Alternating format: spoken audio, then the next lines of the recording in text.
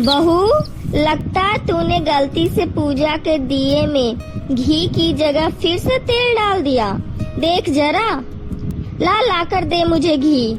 मुझे मंदिर जाने में देर हो रही है।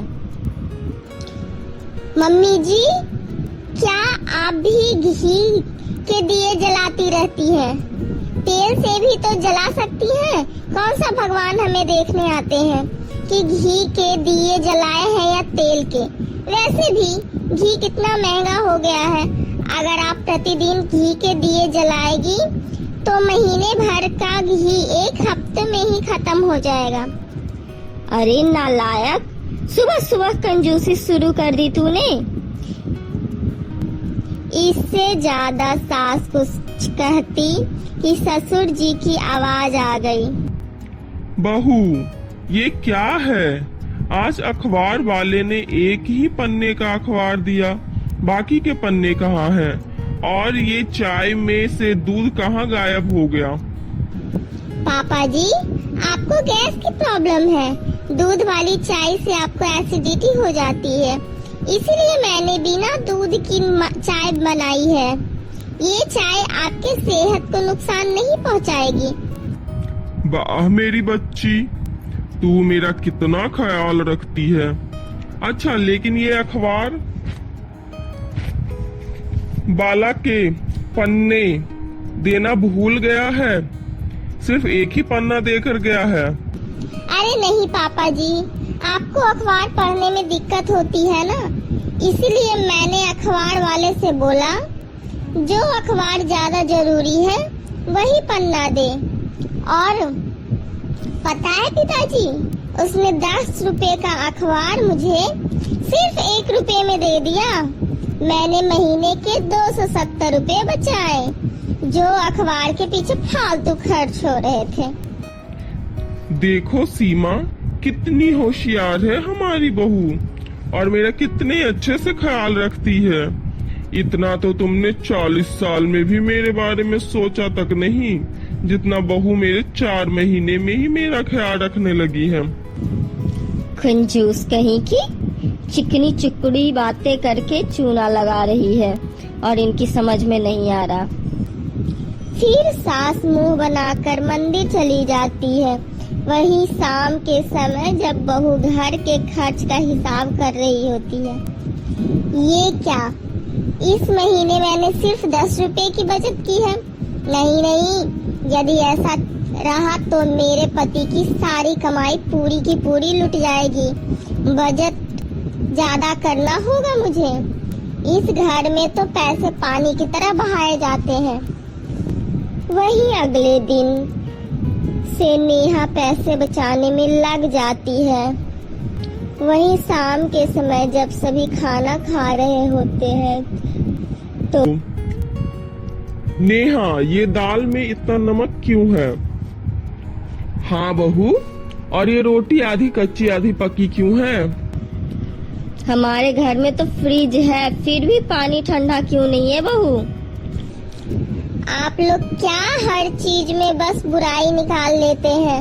यदि आप लोगों को खाना नहीं खाना है तो कम से कम बुराई तो मत कीजिए। कितने प्यार से खाना बनाया है मैंने आप लोगों के लिए।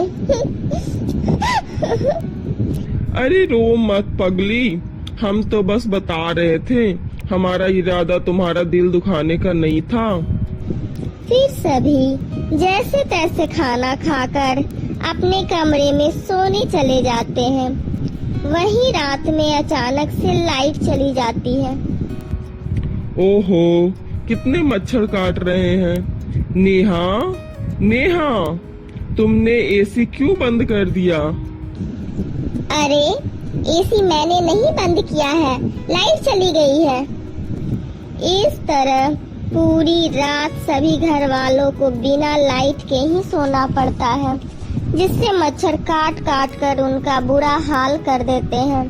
और सुबह होते ही नेहा जल्दी से उठकर मेन स्विच ऑन कर देती है और पूरे घर में फिर से लाइट आ जाती है।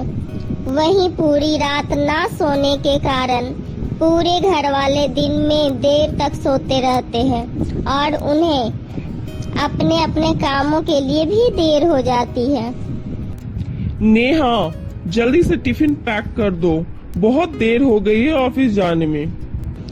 अरे मैं भी देर से उठी हूँ, कहाँ से टिफिन पैक करूँ? एक काम करिए, आज ना आप ब्रेड जैम लेते जाओ, कल से पक्का टाइम पर टिफिन बना दूंगी। अच्छा बाबा, ठीक है। यह बोलकर राम वहाँ से चला जाता है। नेहा मन ही मन खुश होने लगती है और सोचती है, अच्छा आइडिया लगाया है मैंने, चलो रात भर के एसी और बिजली का बिल तो बच गया, और तो और दिन में सब देर तक सोएंगे और ब्रेकफास्ट और लंच भी बच जाएगा, फिर डायरेक्ट शाम को डिनर। वाह, ये तो सही तरकीब निकाली है मैंने। और इस तरह नेहा बचत के चक्कर में दिन ब दिन और भी ज्यादा कंजूस होती जाती है। फिर एक दिन, माँ जी मैं बाजार जा रही हूँ राशन और सब्जी लाने, सब खत्म हो गया है। ठीक है, जा समय से आ जाना शाम को। मेरी कुछ सहेलियां खाने पे आ रही है, तो खाने में कुछ अच्छा अच्छा बना देना। ठीक है सासू माँ, आज तो ऐसा खाना खिलाऊंगी इन्हें कि कभी ये औरतें दूसरे के घर का बजट बिगाड़े न जाएगी। इतना सोचकर नेहा मार्केट चली जाती है। भैया ये सब्जी कैसे दी? अरे भैया ये साइड में रखी सब्जी कैसी है? तुमने इन्हें साइड में क्यों रखा है? दीदी, ये तो कल की पुरानी सड़ी गली सब्जी है, ये तो मैं फेंकने जा रहा था। अरे भैया इतनी अच्छी सब्जी आप फेंक दोगे ना? ना ना ना, ये तो माता अन्नपूर्णा का अपमान करना हुआ। एक काम करो, ये सब्जी तुम मुझे दे दो। मैं तो वैसे भी फेंकने ही वाला था, ले जाने दो, मेरा क्या, मेरा ही काम कम हुआ।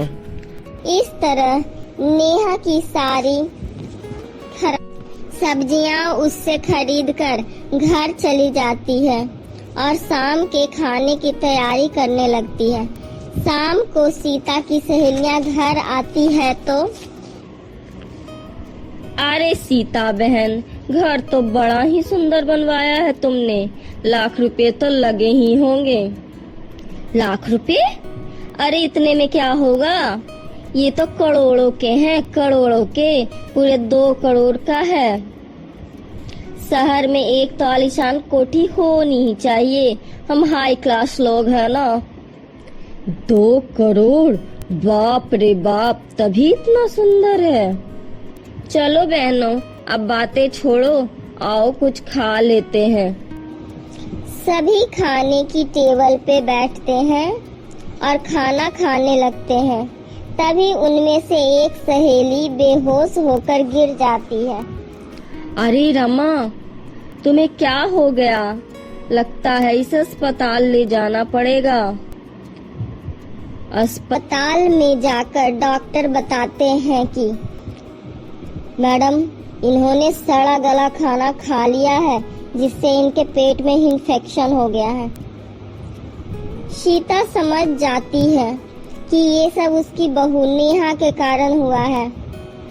नेहा वहीं फूट फूट कर रोने लगती है और अपनी सास को सारी बात बताती है कि कैसे उसने सब्जी वाले से सड़ी गली सब्जियां खरीदी थी और गंदा खाना बनाकर उनकी सहेलियों को खिलाया।